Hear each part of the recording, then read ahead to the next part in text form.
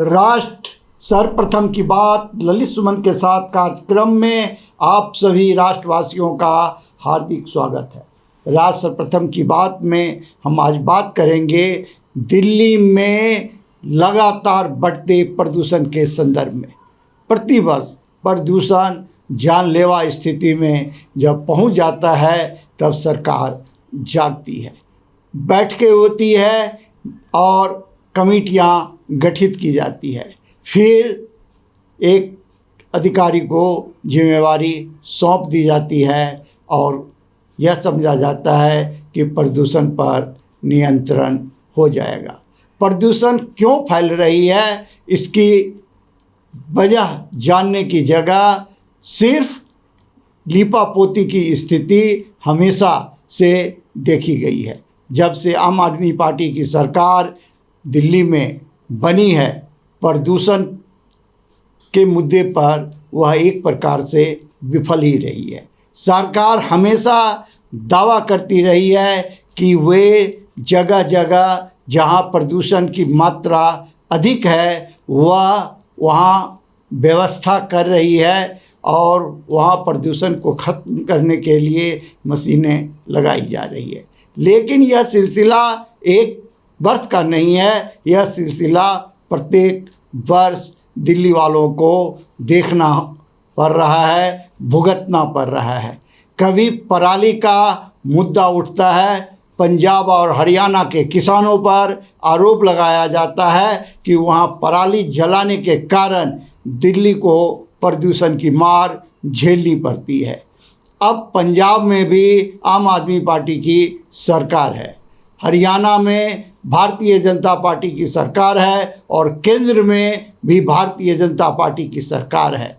दोनों पार्टी की सरकारें दो राज्य में है, लेकिन दिल्ली वाले आज भी उसी प्रकार परेशान हो रहे हैं। पराली का धुआं दिल्ली में प्रवेश कर रहा है और सुप्रीम कोर्ट को इस पर सख्त निर्देश देने पड़े हैं। सुप्रीम कोर्ट ने कहा है कि अगर जहां पराली जलाया जा रहा है वहां के अधिकारियों पर कार्रवाई की जाएगी। सवाल यह उठता है कि यह सिलसिला कब तक चलता रहेगा, कब तक बैठकें होती रहेगी। आज दिल्ली के मंत्री पर्यावरण गोपाल राय ने आपात बैठक किया और सभी डीसी को प्रभारी बनाते हुए पर्यावरण को सुरक्षित रखने के लिए उत्पन्न हो रहे प्रदूषण को रोकने के लिए प्रभारी बनाया गया है। सवाल ये उठता है जो दिल्ली नगर निगम के डीसी जो अपने अपने जोन के क्षेत्र में हो रहे अवैध निर्माण और अतिक्रमण को सही ढंग से रोक नहीं पाते हैं, नियम के तहत डीएमसी एक्ट का पालन नहीं करवा पाते हैं, वे पर्यावरण के मुद्दे पर क्या काम कर पाएंगे और प्रदूषण पर कैसे नियंत्रण करेंगे। सवाल यह भी उठता है कि डीसी को यह जिम्मेवारी देने की जगह डिप्टी कलेक्टर को यह जिम्मेवारी दी जाए।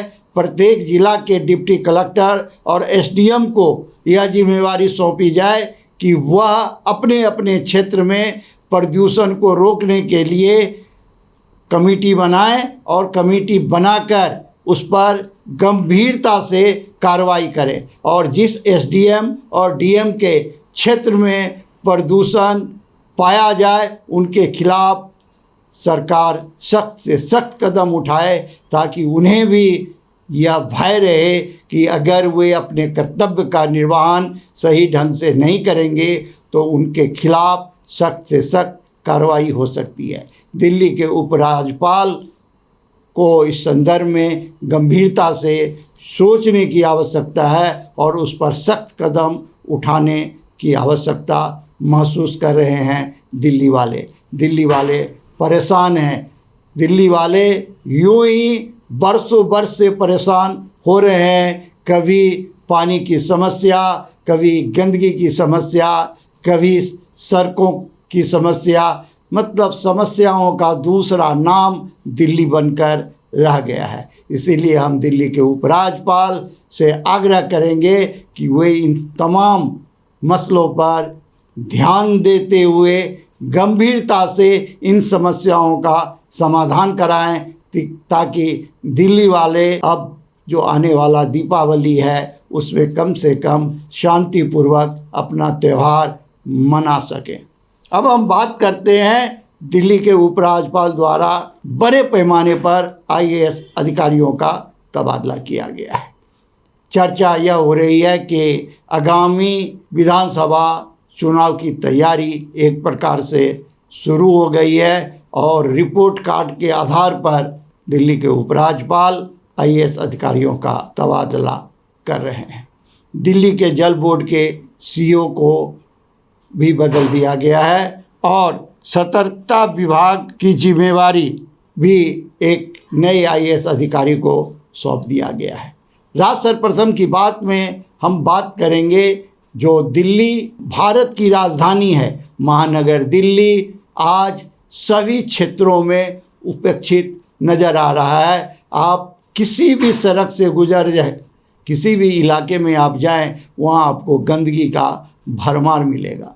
जबकि प्रधानमंत्री नरेंद्र मोदी जी ने 2 अक्टूबर को सफाई अभियान चलाकर संपूर्ण देश में जागरूकता फैलाने का काम किया था, लेकिन समझ में नहीं आता भारत की राजधानी दिल्ली दिन प्रतिदिन क्यों इतनी ज़्यादा गंदगी के आगोश में समाती चली जा रही है।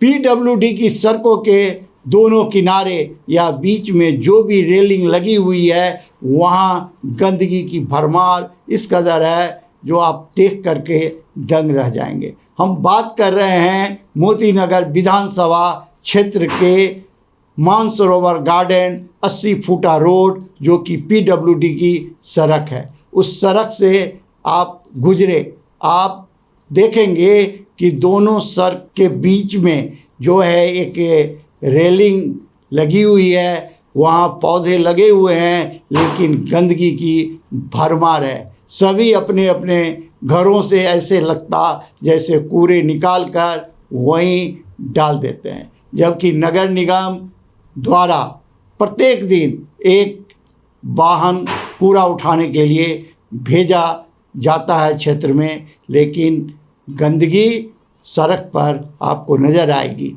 इसका साफ अर्थ है कि जिससे इसकी निगरानी की जिम्मेवारी सौंपी गई है वे अपने कर्तव्य का सही ढंग से पालन नहीं कर रहे हैं। अभी चलते हैं ब्रेक पर, आप कहीं जाए नहीं, छोटा सा ब्रेक। राष्ट्र सर्वप्रथम, राष्ट्र सर्वप्रथम, राष्ट्र सर्वप्रथम, राष्ट्र सर्वप्रथम।